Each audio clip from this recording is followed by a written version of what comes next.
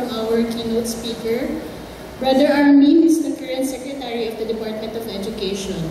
Born in Lipa City, Batangas, he finished his elementary and high school education at De La Salle, Lipa, and earned his Bachelor of Arts degree in Philosophy and Letters at the De La Salle University, Manila. In the same university, he earned his Master's degree in Religious Education and Values Education. His Doctor of Educational Management degree was completed at the University of St. La Salle, Bacolod City, and he was conferred an honorary doctorate in Humane Letters, honoris causa by La Salle University in Philadelphia, USA.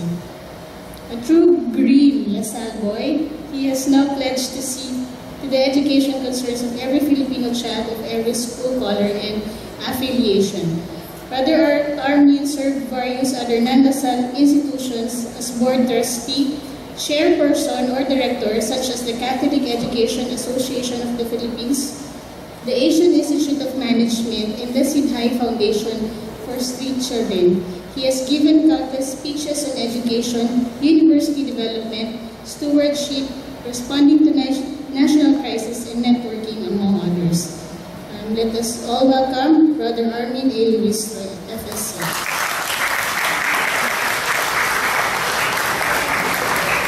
Maraming salamat po. Hindi ko kailangan tumayo. Pero okay na rin para hindi kayo makatulog. Assalamualaikum at morning to everyone. Kaninang umaga po, dumating si Manny Pacquiao. At kung meron pong isang Pilipino na nagsisimbolo sa lahat ng mga miting at pangarap, nating lahat kasama ng inyong mga eskwelahan, siguro ito po si Manny Pacquiao. Sayang, hindi nanalo. At sana hindi kayo natalo sa inyong pusta, kung kumusta man kayo. Pero ang laban po ni Manny Pacquiao ay laban ng bawat Pilipino para makamit ang ating mga pangarap. Hindi lamang sa Pilipinas, kundi kahit sa labas ng Pilipinas. At hindi po ito natatapos sa isang suntukan ng 12 rounds na si Mayweather lamang ang kalaban. Kagaya rin po ng boxing, minsan, pwede rin namang matalo. Paminsan-minsan. Pero ang mas mahalaga, sa katapusan at sa kabuuan ng buhay, nagwagi ba tayo? Siguro ito po yung ating natatanging mensahe. Pwede ba mag-Tagalog ngayon? Okay lang po. Mag-i-English din ako mamaya. Na siguro kasama po sa lahat ng mga hinahangad ng ating mga eskwelahan. Let me start just with a very short story, which I hope many of you have already heard, but which may be relevant for all of us at this juncture. Along many shores of a kingdom, there were many swimmers who do not make it back to shore.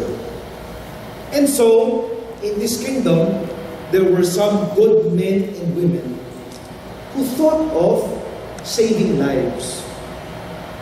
They went out of their way to volunteer to put up little shacks. And every time someone was out at sea, they would watch from that little shack. And if there are emergencies, volunteers would come, risk their own lives, and bring back to safety those who were out there in a life and death situation. Pretty soon, because they became very successful, the volunteers met and thought, we might as well make this sustainable. They said we needed a better building, not just a shack. And so, they started to form themselves into a club, an association that will allow their good deeds to continue, so that they can save more lives. After a while, they started telling themselves, we may not be able to sustain this if we just get volunteers. We must get full-time workers. And in order to motivate full-time workers, we must give them a high pay. So, the club members met, created a foundation, non-stock, non-profit, and then they started to charge fees. And pretty soon, they had fees to build up a better building and a nicer club. Over time, the club became very comfortable. They put up a lot of TV screens, wide screens. They served beer and had nice dances at night. And the original members thought, well, since we cannot go out at sea too much anymore, because we have to take care of our Lifesavers Club, we can start hiring other people to do the life saving so that we can enjoy the parties at the club. That was a story of the Lifesavers Club in a kingdom that is in the land of legends. I started with that story because this morning I thought one of the biggest challenges for us is to recover the original mission and the foundational inspiration of each of those schools that you founded outside of the Philippines. I do not know of any other country in the world, maybe I'm wrong, but our friends from DFA, OWA, CFO, maybe can correct me. I do not know of any other nation with a network, at least of last count, of at least 42 legitimate schools, some on the way to getting a permit, in around 10 countries, with an enrollment base of around 32,000 overseas Filipino learners. Hindi ko po alam kung meron pang ibang bansa sa mundo ang may ganitong kwento. At may mga pangarap na hinahabol kagaya ng mga pangarap na hinahabol ninyong lahat. Part of the problem is, if there is none as wide as this network, our big dilemma is, where do we base our modeling of how our overseas schools should go? What is the best model? What is the best way of pushing for that? That is on the downside. Part of the challenge, however, because there may be no known model, successful model for overseas schools outside of the Philippine overseas schools that we have, then maybe you and I and all of us together are tasked with creating that model. Our challenge is to be able to put together our best practices from all 42, as well as any other schools, Philippine schools, that will be created after this, and present to the world a successful model where citizens of a republic are able to have access to quality education that retains the identity of the sending country, but is at the same time at par with the rest of the world.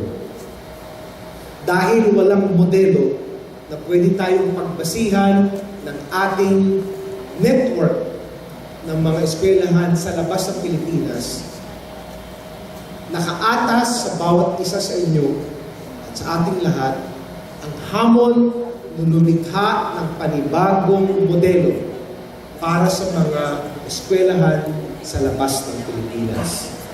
It is, in fact, an exciting proposition. And that's the reason why, among all government projects, this one has actually created an interagency group, here represented by Ambassador Renato Villa, the co-chair of the Interagency Committee with DepEd. I see Yusek Dina Ocampo. She'll also give a presentation later on the curriculum of the Department of Education. We thank our CFO, Executive Director, Mary Grace Piltrona, for hand-holding and shepherding our group of schools, together with our labor attaché, David Dikang, and our OWA Director, Jocelyn Apa.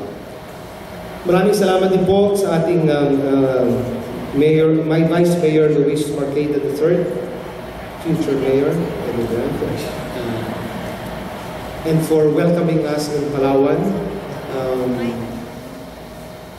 Part of our task this morning is to actually review where we are as Philippine schools overseas, based on the developments in the country today, but also very much aware of what is happening in the world of education, first in your respective areas and regions, but also with the rest of the world. The challenge for all of us is to create a model where overseas schools, not just Philippine schools, can thrive and reconnect citizens who wish to retain that identity that they have whilst living in a country different from their own. Let me paint the backdrop of where and what the challenges are with respect to our Philippine overseas schools. First of all, you know more than I about the stories of Filipino Associations outside the country. Kahit saan po ako pumunta at sa labas ng Pilipinas, ang pinakamasarap pong karanasan ay yung meron kang makilala ng mga Pilipino doon sa lugar na kung saan ikaw ay isang stranger.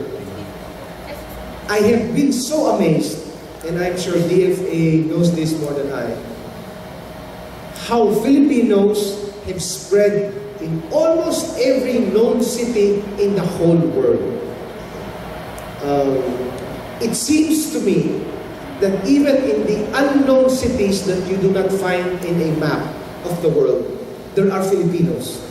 And I am so proud of it. They're the first ones to greet you. They can answer all of your questions.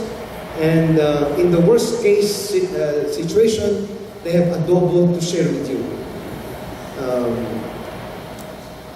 But there is a slight problem. The more you stay in that city, the more you realize that there's not only one Filipino association.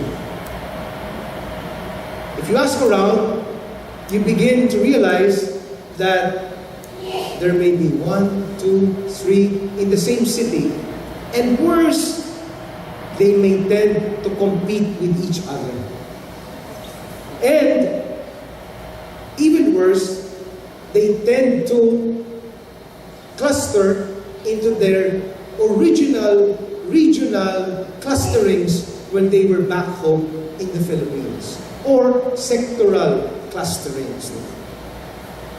The good news is, ang daming Pilipinong leader.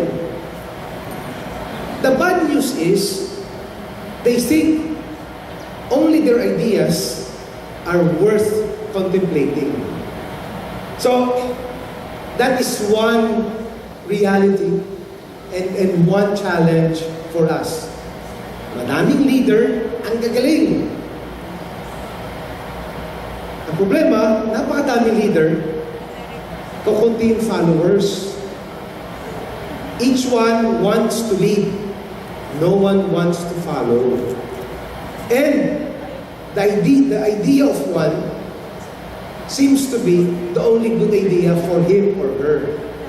No one else can have a better idea. Minsan, siguro po, tinatawanan na lang natin yan. And we make a joke about it. The number of Filipino associations that we find in the different cities in the world. And I am sure even in the areas where you are. But come to think of it, there is a challenge for us to address. It is something that we cannot leave untouched and pretend that there is nothing that we can change in the way the Filipino thinks and in the way the Filipino works with each other.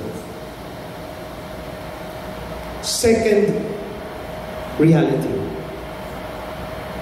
In the Philippines, but also abroad, but even if you look at it just from the Philippine landscape, schools, both public and private, tend to be myopic, look at their own institutions, and do a lot of competing. This is the story in DepEd schools, kahit public schools lang po. In a division, public schools try to compete with other public schools. It's the same story with private schools. We publish rankings, sino yung number one? And to reach number one, we have to dislodge number two, number three, number four. I literally step on them before I could go to number one. Good news, that creates an atmosphere where we have to perpetually keep looking at our structures, our organizations, our updating, retooling, and each school now begins to plan ahead and say, how can I be 2 steps ahead of the game, or 3 steps? Bad news, we tend to tear each other down rather than cooperate and work together. This seems to be the same story with Filipino associations abroad. Part of the challenge in these 2 realities, the theme is re-engineer. Why do associations, both Filipino, tend to compete? Because in their minds and in their hearts, we think the only way to succeed is by putting down another Filipino association. Why do schools traditionally try to compete with each other? Same philosophy. In our mind, we think the only way I can be number one is by making sure the rest are number 2, 3, 4. You want to re-engineer yourselves? You want to re-engineer the Philippines? Change your mind. Change your hearts. And we have to do that together. Schools, and this is my message to all of the schools in the Philippines, public and private together. No school can afford to compete with other schools. The battle is not amongst us. The battle is much wider, and the only way to win that battle, the battle of ignorance and the battle of global standards, is by ensuring that all schools work together and not compete with each other. Hindi po pwede yung pataasan ng ihi dahil lahat po tayo malulunod sa ating sariling ihi. The only way to move forward is to make sure that the network and the engagement of all Philippine schools, both those in the Philippines, public and private, as well as those overseas, make it our aim and challenge and our dream to work together, because our goal, like the original lifesavers in the kingdom of Neverland, is to save and open up an access to quality education for all Filipinos, whether they are here, abroad, or traveling in between. I dare say that that is the most important task, maybe the only task for all of us today. And if you do not agree with me, it's the end of the story. It's the end of Manny Pacquiao. If he tells himself, wala nang rematch, we'd have to accept that we are all losers. But, to be very honest with you, we cannot change the curriculum only. We cannot change the way we deal with each other and the way you deal with our Philippine embassies and think things will be better. The only way to begin that change is to start with ourselves. I begin to think that part of that is because those who make those changes are adults with big egos. And so we pile up for ourselves certificates and trophies that tell us that our schools and the schools that we are involved in are the better schools. If we are able to deflate our egos, then we will discover that at the heart of what we are all doing and what we are all aspiring is a big dream, bigger than all of us, to reclaim the Philippines as part of that community and as that nation that is at par with the rest of the world. Come to think of it, if there is news that one school, Philippine school overseas, is not doing well or is of poor quality, it is a blot on the Philippines itself. Pag may mabalita na may dalawang Pilipinong nag-aaway sa labas ng bansa, that is a stab on every Filipino as well. And I think that brings us to the main task that I hope we will be taking up very seriously this morning, to rediscover the reason for being, the raison d'etre of our Philippine schools overseas. First of all, I think it is for Filipino children, or schools for learners of Filipino descent. Sa Pilipinas, meron po tayo sa ating mga kinatatakutan ng bata tayo na mga tinatawag nating manananggal. Ito yung mga naghihiwalay ang katawan at ang paa at lumilipad sa kalagitnaan ng gabi. If you're not careful, that could be an image of our Filipinos who go overseas.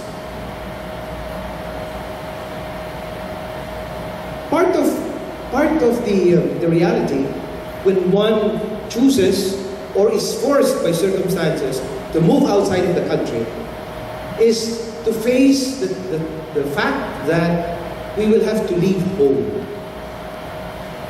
We are given wings to fly.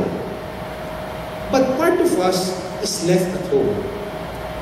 And if we do not discover, if our learners do not discover that to which their identities are anchored, they will become disembodied spirits. They can fly anywhere, but there will be no place that they can rest their hearts and their weary souls when they have to. There will be no place that they can call home. In fact, ganun ang ginagawa ng mga kaaway ng manananggal. Kung ayaw nilang bumalik, ilalagyan nila ng asin yung naiwang bahagi para hindi na makabalik. Napakasakit naman siguro kung yung mga Pilipino ng ibang bayan ay wala nang mauuwian. But the other part of the story can also be a tragedy. When part of what is left behind cannot have the freedom to also seek greener pastures outside and is confined in eternity to that place which is home. You grow roots, you become myopic, you cannot see beyond.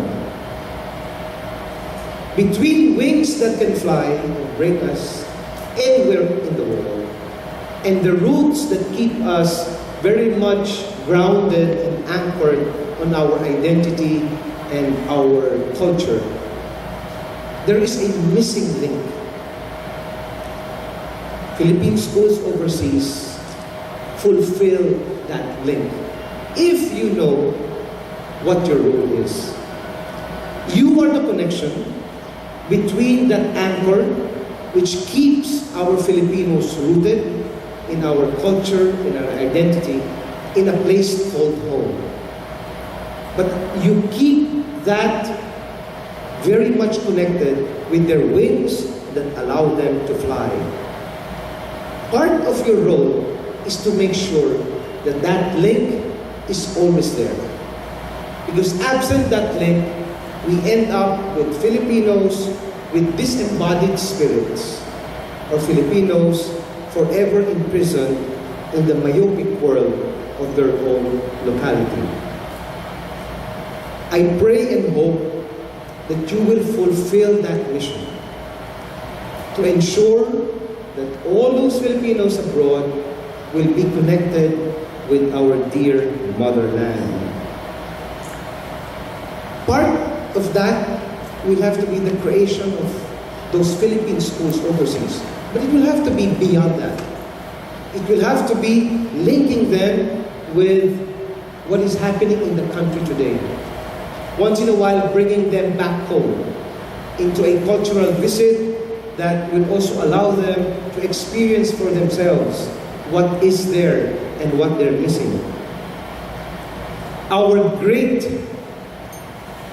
asset is, in the words of Department of Tourism Secretary Juan Jimenez. Sabi ko sa kanya, ano bang ibinibenta natin pag sinasabi natin it's more fun in the Philippines? Is it the beaches?